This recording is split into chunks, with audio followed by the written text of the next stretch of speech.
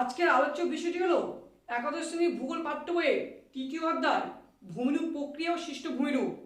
এই অধ্যায় থেকে আজকের এই ভিডিওটি হলো পার্ট 3 ভিডিও। এর আগে আমি পার্ট 1 এবং পার্ট 2 ভিডিওটি আপলোড করেছি। যে সমস্ত ছাত্রছাত্রীরা এখনও দেখোনি তাদের জন্য আমি ডেসক্রিপশন বক্সে লিঙ্ক দিয়ে দেবো, তোমরা ওখান থেকে গিয়ে অবশ্যই ওই ভিডিওগুলো দেখে নিও। আজকের এই ভিডিওটিতে টেস্ট এবং ফাইনাল পরীক্ষায় কোন কোন প্রশ্নগুলো আসে প্রতি বছর সেই সব প্রশ্নগুলি নিয়ে আলোচনা করা হয়েছে এই ভিডিওটির মাধ্যমে। তাহলে এখন আমরা এই ভিডিওটি স্কিপ না করে প্রথম থেকে শেষ পর্যন্ত দেখতে থাকি। দ্বিতীয় অধ্যায় ভূমিরূপ প্রক্রিয়া ও সৃষ্ট ভূমিরূপ, গুরুত্বপূর্ণ এমসিকিউ এবং এসএকিউ। চ্যুতি অর্থাৎ এই ভিডিওটিতে আমরা চ্যুতি অংশটি নিয়ে আলোচনা করব। 1 নম্বর প্রশ্নটি হলো চ্যুতি কাকে বলে? ভূ আলোড়নের ফলে শিলায় যে সংনমন বলের সৃষ্টি হয় তার প্রভাবে শিলায় সংকোচন ও পীড়ন ঘটে। অসমান সংকোচন ও তীব্র পীড়নে শিলাদেহে ফাটল তৈরি হয়। ওই ফাটলের দুপাশে অনুভূমিকভাবে, উল্লম্বভাবে অথবা কৌণিকভাবে ফাটল বরাবর বা বিভঙ্গ তল বরাবর শিলাস্তূপগুলি একে অন্যের থেকে দূরে সরে যায়, একে চ্যুতি বলে। 2 নম্বর প্রশ্নটি হলো পৃথিবীর বৃহত্তম চ্যুতির নাম কি? উত্তরটি হলো আমেরিকা যুক্তরাষ্ট্রের ক্যালিফোর্নিয়ার সান আন্দ্রেস চ্যুতি। 3 নম্বর প্রশ্নটি হলো পীড়ন কাকে বলে? উত্তরটি হলো বাইরে থেকে প্রযুক্ত বল শিলাস্তরের উপর চাপ সৃষ্টি করলে শিলাস্তরের ভিতর থেকে যে প্রতিক্রিয়া বলের সৃষ্টি হয় তাকে পীড়ন বলে। 4 নম্বর প্রশ্নটি হলো ফাটল কাকে বলে? উত্তরটি হলো শিলাস্তরের পীড়নের মাত্রা তার সহ্য ক্ষমতার অধিক হলে শিলাস্তর কতকগুলি শিলাখণ্ডে বিভক্ত হয়ে যায় এবং শিলাখণ্ডগুলির মধ্যে ফাঁক সৃষ্টি হয়। এই ফাঁকগুলিকেই ফাটল বলে। 5 নম্বর প্রশ্নটি হলো দারণ কাকে বলে? উত্তরটি হলো বাইরে থেকে প্রযুক্ত টানজনিত বল কিংবা ঊর্ধ্বগামী তলয়ের চাপে শিলাদেহে যে সূক্ষ্ম চির বা মসৃণ ফাটল তৈরি হয় তাকে দারণ বলে। 6 নম্বর প্রশ্নটি হলো চ্যুতিতল কাকে বলে? উত্তরটি হলো যে তল বা পৃষ্ঠ বরাবর শিলার খণ্ডিত অংশ বা খণ্ডিত শিলাস্তূপ একে অপরকে ঘষতে ঘষতে দূরে সরে যায় তাকে চ্যুতিতল বলে। 7 নম্বর প্রশ্নটি হলো সিক্লেন সাইট কাকে বলে? উত্তরটি হলো শিলাস্তূপের প্রবল ঘর্ষণে সৃষ্ট সরু সমান্তরাল আঁচড় কাটা দাগ ও গর্তপূর্ণ মসৃণ চ্যুতিতলকে সিক্লেন সাইট বলে। 8 নম্বর প্রশ্নটি হলো চ্যুতির ফাটলে কোনযুক্ত শিলাচূর্ণের দ্বারা পূর্ণ অমসৃণ চ্যুতিতলকে কি বলে? উত্তরটি হলো চ্যুতি ব্রেক্সিয়া। 9 নম্বর প্রশ্নটি হলো অগভীর মাটির স্তর দ্বারা আচ্ছাদিত চ্যুতিতলকে কি বলে? উত্তরটি হলো ফ্লুকন। 10 নম্বর প্রশ্নটি হলো ফাটলের মধ্যে পাউডারের মতো শিলাকণার চূর্ণ চ্যুতিতলকে কি বলে? উত্তরটি হলো গুজ। 11 নম্বর প্রশ্নটি হলো চ্যুতিরেখা কাকে বলে? উত্তরটি হলো চ্যুতিতল এবং ভূপৃষ্ঠ যে রেখা বরাবর একে অন্যকে ছেদ করে তাকে চ্যুতিরেখা বলে। 12 নম্বর প্রশ্নটি হলো চ্যুতিতলের নতি কাকে বলে? উত্তরটি হলো অনুভূমিক তলের সঙ্গে চ্যুতিতল যে কোণে হেলে থাকে তাকে চ্যুতিতলের নতি বলে। 13 নম্বর প্রশ্নটি হলো চ্যুতিতলের আয়াম কাকে বলে? উত্তরটি হলো অনুভূমিক তল ও চ্যুতিতল যে কাল্পনিক রেখা বরাবর একে অন্যকে ছেদ করে তাকে চ্যুতিতলের আয়াম বলে। 14 নম্বর প্রশ্নটি হলো চ্যুতিকোণ বা হেড কাকে বলে? উত্তরটি হলো চ্যুতিতল উল্লম্ব তলের সঙ্গে যে কোণে হেলে থাকে সেই কোণকে চ্যুতিকোণ বা হেড বলে। 15 নম্বর প্রশ্নটি হলো ব্যবধি কাকে বলে? উত্তরটি হলো চ্যুতির ঊর্ধ্বক্ষেপ ও অধক্ষেপের মধ্যে অনুভূমিক বা পাশাপাশি দূরত্ব বা ব্যবধানকে ব্যবধি বলে। 16 নম্বর প্রশ্নটি হলো ক্ষেপ বা থ্রো কাকে বলে? উত্তরটি হলো চ্যুতিতল বরাবর চ্যুতির দুপাশের একই স্তরায়ন্তল বা শিলাস্তরের মধ্যে উল্লম্ব দূরত্ব বা ব্যবধানকে ক্ষেপ বা থ্রো বলে। 17 নম্বর প্রশ্নটি হলো ঝুলন্ত প্রাচীর কাকে বলে? উত্তরটি হলো চ্যুতিতলের ওপর পৃষ্ঠে চ্যুতির যে পাশে শিলাস্তূপ অবস্থান করে তাকে ঝুলন্ত প্রাচীর বলে। 18 নম্বর প্রশ্নটি হলো পাদমূল প্রাচীর কাকে বলে? উত্তরটি হলো যে পাশের শিলাস্তূপ চ্যুতিতলের নিচের পৃষ্ঠের সঙ্গে লেগে থাকে অর্থাৎ চ্যুতিতলের নিচে অবস্থান করে তাকে পাদমূল প্রাচীর বলে। 19 নম্বর প্রশ্নটি হলো স্খলন কাকে বলে? উত্তরটি হলো চ্যুতিতল বরাবর বিচ্ছিন্ন ও স্খলিত শিলাস্তূপের নির্দিষ্ট দিকে সরণের পরিমাণকে স্লিপ বা স্খলন বলে। 20 নম্বর প্রশ্নটি হলো অনুলোম বা স্বাভাবিক চ্যুতি কাকে বলে?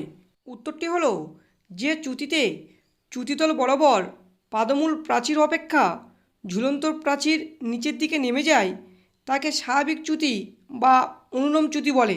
21 নম্বর প্রশ্নটি হলো কোন চ্যুতিকে গ্র্যাভিটি ফল্ট বলা হয়? উত্তরটি হলো অনুলোম বা স্বাভাবিক চ্যুতিকে। এই প্রশ্নটি আবারও ঘুরিয়ে আসতে পারে যে কোন চ্যুতিকে অভিকর্ষজ চ্যুতি বলা হয়। 22 নম্বর প্রশ্নটি হলো বিপরীত বা বিলোম চ্যুতি কাকে বলে? উত্তরটি হলো সংনমন বল খুব বেশি হলে খাড়া চ্যুতিতল বরাবর পাদমূল প্রাচীরের ওপর ঝুলন্ত প্রাচীর উঠে এসে যে চ্যুতি গঠিত হয় তাকে বিপরীত বা বিলোম চ্যুতি বলা হয়। 23 নম্বর প্রশ্নটি হলো সংঘট্ট চ্যুতি বা থাস্ট চ্যুতি বা থাস্ট কাকে বলে? উত্তরটি হলো ভঙ্গিল পার্বত্য অঞ্চলে সাহিত্য ভাঁজে অতিরিক্ত অনুভূমিক চাপ পড়লে ভাঁজ অক্ষ বরাবর শিলাস্তর বিভঙ্গিত ও বিচ্যুত হয়ে নিম্নচ্যুতির সৃষ্টি করে তাকে সংঘট্ট চ্যুতি বা থাস্ট চ্যুতি বলে। 24 নম্বর প্রশ্নটি হলো উদ্ঘট্ট বা অধিরোপণ বা আবৃত চ্যুতি কাকে বলে? উত্তরটি হলো থার্স্ট চ্যুতির ক্ষেত্রে যখন চ্যুতিতলের নতি 10 ডিগ্রি কিংবা আরও কম হয় এবং ঝুলন্ত প্রাচীর চ্যুতিতল বরাবর পাদমূল প্রাচীরের উপর দিয়ে বহু দূরে সরে যায় তখন তাকে উদ্ঘট্ট বা অধিরোপণ বা আবৃত চ্যুতি বলে। 25 নম্বর প্রশ্নটি হলো অধঘট্ট বা অবরোহণ চ্যুতি কাকে বলে? উত্তরটি হলো থার্স্ট চ্যুতির ক্ষেত্রে যখন চ্যুতিতলের নতি 10 ডিগ্রি কিংবা আরও কম হয় এবং অধস্তূপ যদি চ্যুতিতল বরাবর ভূত্বকের আরও গভীরে জোর করে ঢুকে যায় তখন তাকে অবরোপণ চ্যুতি বলে।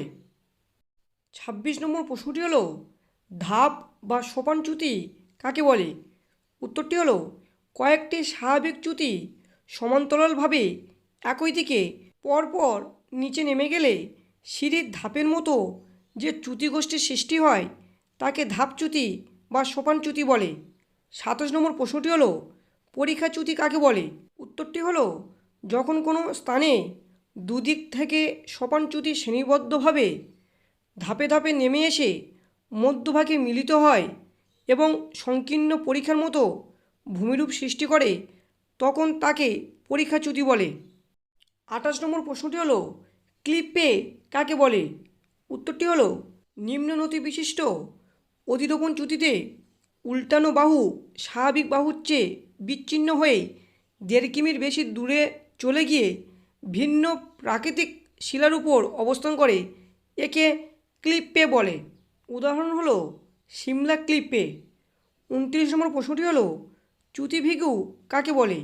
উত্তরটি হলো চ্যুতি সৃষ্টির ঠিক পরেই উদ্যক্ষেপ ও অধক্ষেপের মাঝখানে যে খাড়া ঢালের দেওয়াল প্রকাশিত হয় তাকে চ্যুতিভিগু বলে। উদাহরণ হলো ছোটনাগপুরে দামোদর, কোয়েল, সুবর্ণরেখা প্রভৃতি নদীর গ্রস্ত উপত্যকায় এই রকম ভূমিরূপ দেখা যায়। 30 নম্বর প্রশ্নটি হলো চ্যুতিরেখা ভিগু কাকে বলে? উত্তরটি হলো চ্যুতিরেখার দুপাশে কঠিন ও নরম শিলার মুখোমুখি অবস্থানের ফলে বৈষম্যমূলক ক্ষয়কাজ হয় তখন প্রাথমিক ভিগু কিছুটা ক্ষয় পায় ও চ্যুতিরেখা বরাবর নতুন করে সৃষ্টি হয়। এভাবে চ্যুতিরেখা বরাবর আংশিক পুরাতন ভিগু ও পরে তৈরি হওয়ার নতুন ভিগুকে একত্রে চ্যুতিরেখা ভিগু বলে। নেক্সট প্রশ্নটি হলো অর্থাৎ 31 নম্বর প্রশ্নটি হলো হোস্ট কাকে বলে? উত্তরটি হলো প্রায় সমান্তরাল দুটি চ্যুতির মাঝখানে ভূখণ্ড উপরে উঠে গিয়ে কিংবা বিস্তীর্ণ ভূভাগের চারপাশের অঞ্চল বসে গেলে যে বিস্তৃত উচ্চভূমির সৃষ্টি হয় তাকে হোস্ট বলা হয়। 32 নম্বর প্রশ্নটি হলো স্তূপ পর্বত কাকে বলে? উত্তরটি হলো ভূত্বকের কাছাকাছি সৃষ্ট দুটি চ্যুতির মধ্যবর্তী চ্যুতি ভূখণ্ড উল্লম্বভাবে বা তির্যকভাবে উত্থিত হয়ে যে উচ্চভূমি বা পর্বতের সৃষ্টি হয় তাকে স্তূপ পর্বত বলে। উদাহরণ হলো ভারতের সাতপুরা ও শিলং মালভূমি, ফ্রান্সের ভোজ পর্বত, জার্মানির ব্ল্যাক ফরেস্ট ইত্যাদি। 33 নম্বর প্রশ্নটি হলো দুটি তির্যক চ্যুতির মাঝখানে একদিকে বেশি হেলে থাকা স্তূপ পর্বতকে কি বলে? উত্তরটি হলো তির্যকচ্যুত স্তূপ পর্বত। 34 নম্বর প্রশ্নটি হলো একটি তির্যকচ্যুত স্তূপ পর্বতের উদাহরণ দাও। উত্তরটি হলো পশ্চিমঘাট পর্বতমালা। 35 নম্বর প্রশ্নটি হলো সংস্র বা গোস্ত উপত্যকা কাকে বলে? উত্তরটি হলো দুটি স্বাভাবিক চ্যুতির মাঝখানে ভূভাগ বসে যাওয়ার ফলে অথবা চ্যুতি সংলগ্ন ভূমিভাগের চারপাশের অঞ্চল উঠে যাওয়ার ফলে যে নিচু ভূমিভাগ বা উপত্যকা সৃষ্টি হয় তাকে সংস্র বা গোস্ত উপত্যকা বলে। 36 নম্বর প্রশ্নটি হলো জার্মান ভাষায় গ্রস্ত উপত্যকাকে কি বলে? উত্তরটি হলো গ্রাবেন। 37 নম্বর প্রশ্নটি হলো পৃথিবীর বৃহত্তম গ্রস্ত উপত্যকার নাম কি? উত্তরটি হলো পূর্ব আফ্রিকার গ্রেট আফ্রিকান রিফট ভ্যালি। 38 নম্বর প্রশ্নটি হলো দুটি বিপরীত চ্যুতির দ্বারা সৃষ্ট সংস্র উপত্যকাকে কি বলা হয়? উত্তরটি হলো র্যাম্প উপত্যকা। 39 নম্বর প্রশ্নটি হলো ভারতের একটি র্যাম্প উপত্যকার উদাহরণ দাও। উত্তরটি হলো ভারতের ব্রহ্মপুত্র নদের উপত্যকা। 40 নম্বর প্রশ্নটি হলো চ্যুতিরেখা ভূতট শব্দটি কে প্রবর্তন করেন এবং কোন ভূবিজ্ঞানী প্রথম ব্যবহার করেন? উত্তরটি হলো উইলিয়াম মরিস ডেভিস চ্যুতিরেখা ভূতটের প্রবক্তা, অর্থাৎ এই শব্দটি প্রথম প্রবর্তন করেন এবং ভূবিজ্ঞানী রাসেল সর্বপ্রথম এই শব্দটি ব্যবহার করেন। আর ভিডিওটি যদি তোমার একটু উপকার লাগে তাহলে অবশ্যই একটি ভিডিওটিকে লাইক করো, কমেন্ট করে জানাও ভিডিওটি তোমার কেমন লাগলো। আমার চ্যানেলে নতুন হলে চ্যানেলটিকে সাবস্ক্রাইব করে পাশে বেল আইকনে অল নোটিফিকেশান সিলেক্ট করে নাও পরবর্তী ভিডিওর নোটিফিকেশান পাওয়ার জন্য। আর এই ভিডিওটি তোমার প্রিয় বন্ধুদের কাছে অবশ্যই শেয়ার করে তাদেরও পড়ার সুযোগ করে দাও। তাহলে আজকের আলোচনাটি এই পর্যন্ত শেষ করলাম। নেক্সট ইম্পর্টেন্ট ভিডিও নিয়ে আবার তোমাদের সাথে দেখা করব আমি।